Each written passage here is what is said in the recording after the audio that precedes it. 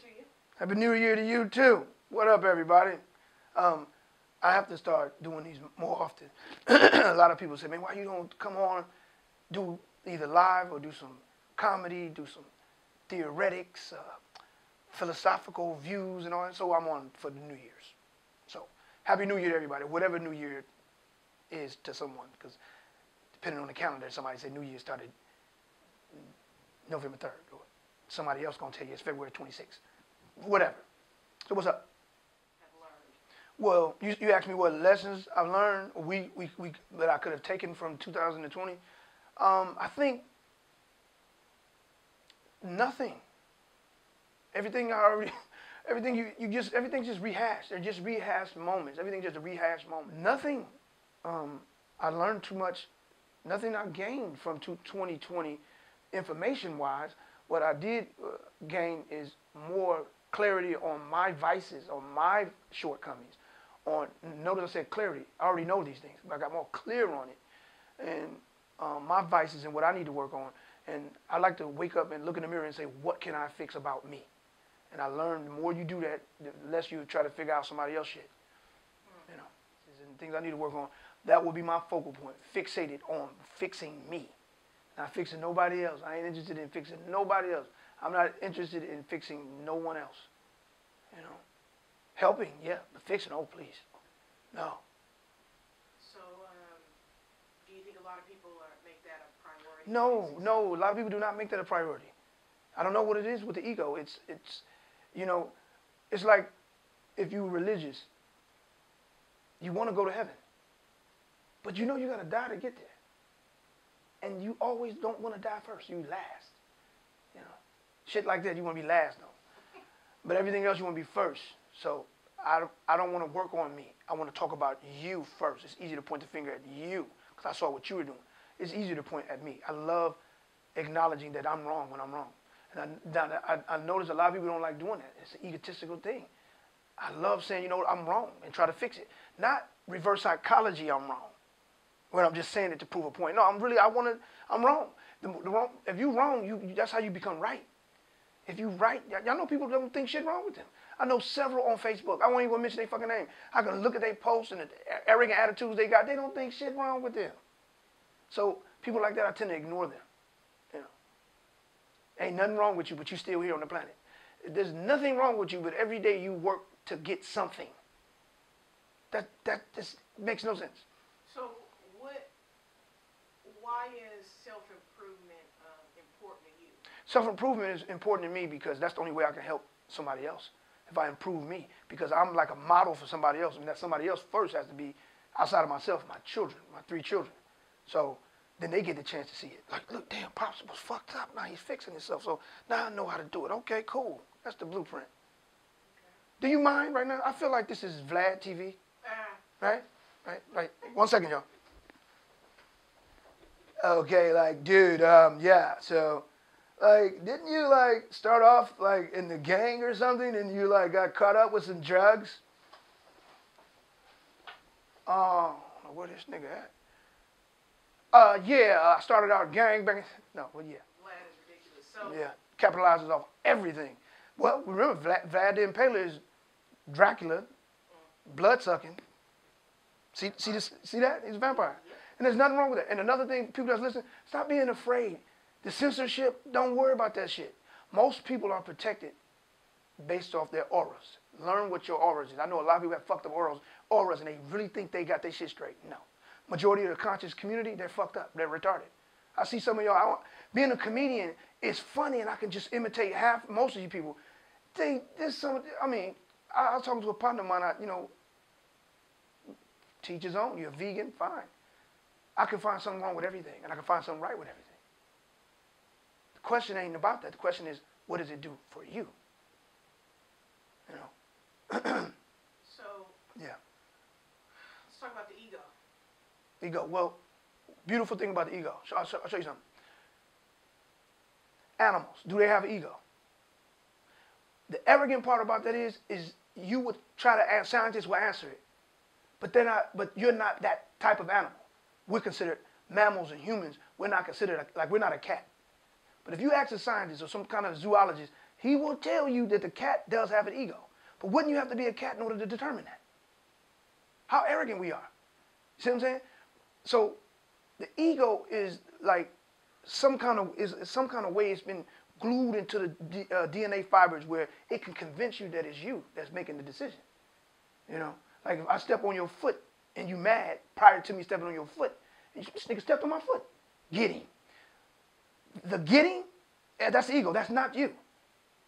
The ego is convincing you. It's got some kind of, like a matrix thing when Neo got implanted and it became part of his DNA that they had to suck that thing out. You remember that? Mm-hmm. That's how the ego is. I don't know how somebody did this shit. I don't know.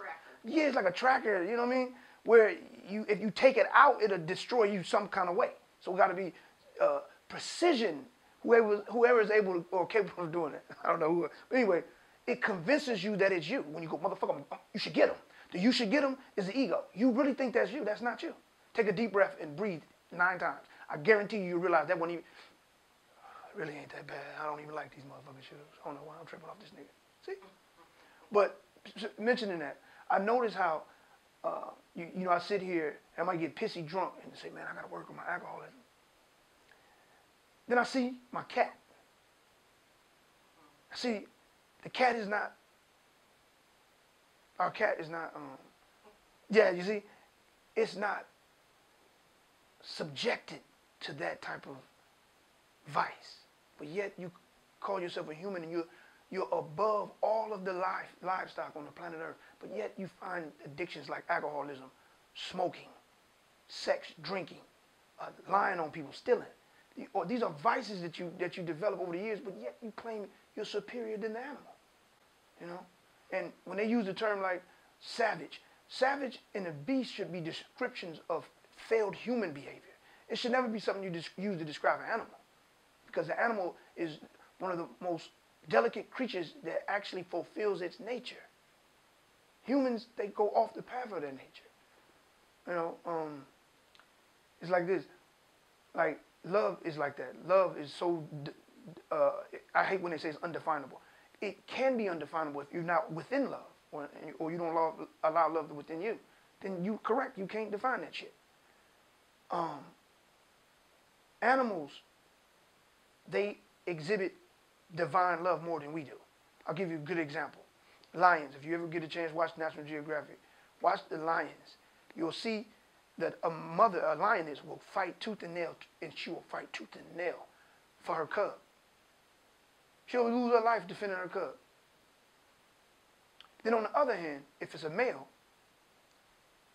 2.5 to 3 years old, the male will get pushed away from the pride. And she'll fight him tooth and nail to get him away. You say, well, how does that love? That's divine love, because the lioness is forcing her cub to participate in the circle of life. I fought and I will kill for you. At the same time, now it's my turn. In turn, I must send you off so you can complete the circle of life. Human beings have yet to be, have fallen in love with love. We just infatuated with what the personifications of love bring. Items and a feeling. Love is beyond a feeling. It just is. Feelings change. Love can't. So it's beyond a feeling. It just is. Is always. Just is. You know, so. What else? Come on. But I also want y'all to start, you know, I will start doing more of this and more comedy and more lecturing. Y'all out there, just start asking me some weird ass questions. But I'm pretty sure if I can't answer them, you know, I meditate and I'll get them for you. And entertain me with some questions. Yeah. So I'm going to go back to the ego for a second. Yeah. Because the painting behind you. This is champagne, by the way. I've learned my lesson. Champagne. The painting behind you is a picture of.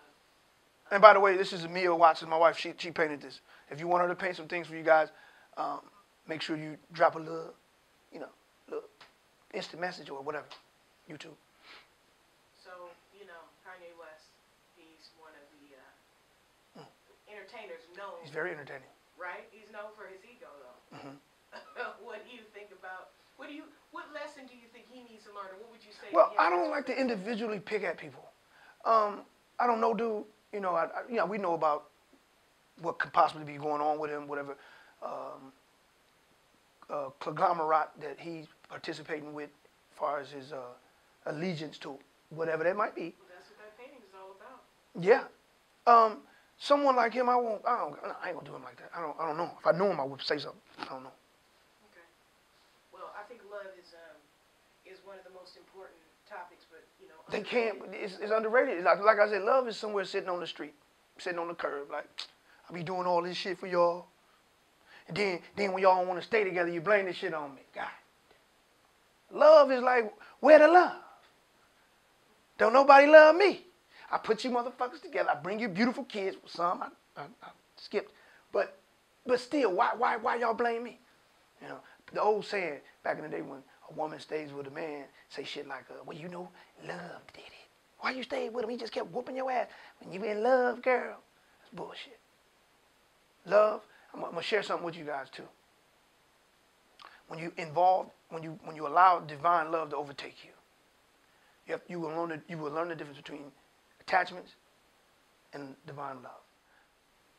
See, when you get involved in divine love, there's no degrees of that. The degrees go away. You say, no, that's not cool. That's not true. Yes, it is. I'm going to show you. See, the relationship you have with individuals make you think you love a person more because of the relationship. When you have divine love, there's no such thing as degrees of love. There's only degrees of likeness and the connection you have through the relationship. If I'm kicking it with my wife for 50 years and something happens, she passes away, and then we were together for 50 years, and I meet somebody today, and they die the next day, I love them too. No different than I love Mia. But the relationship I have with Mia, I'm more connected with her. So that's why I'm sharing with you about divine love. Stop putting titles on. Man, I wouldn't do that for him, but I do it for you. Either do it or don't. Why do you, but that ain't my mama, but that's somebody's mother. Do it or don't. Once you get involved into that divine love, you're gonna feel better. You're gonna, in your world, I can't speak for the world, but I can speak for your world. Your world's gonna get better because we don't have it. We keep putting degrees on. I'll do it if. See, if that was what's his name, just do it or don't. Yeah, Sam Cooke, 1959. That's heaven to me. That would be equivalent to what I'm saying. Listen to the song, gospel song called "That's Heaven to Me" by Sam Cooke. Sam Cooke, you already know who he was. If you don't, just look him up. He started off as a gospel singer, and back then, all of your music had to be about God and God and God, Jesus Christ, and all this good come back to heaven. He wrote a song that didn't get that much love, and it's one of the most phenomenal songs based off what the time it was in and based off what he was writing. What it was that? That's heaven to me. A little flower that springs in, a little flower that blooms in May, a sunset at the end of a day, someone helping a stranger along the way. That's heaven to me. It doesn't have to be a miracle in order for me to see.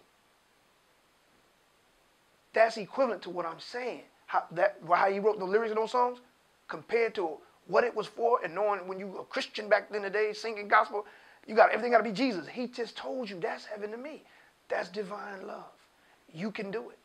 Divine love, don't get this twisted. That don't mean you can't fight.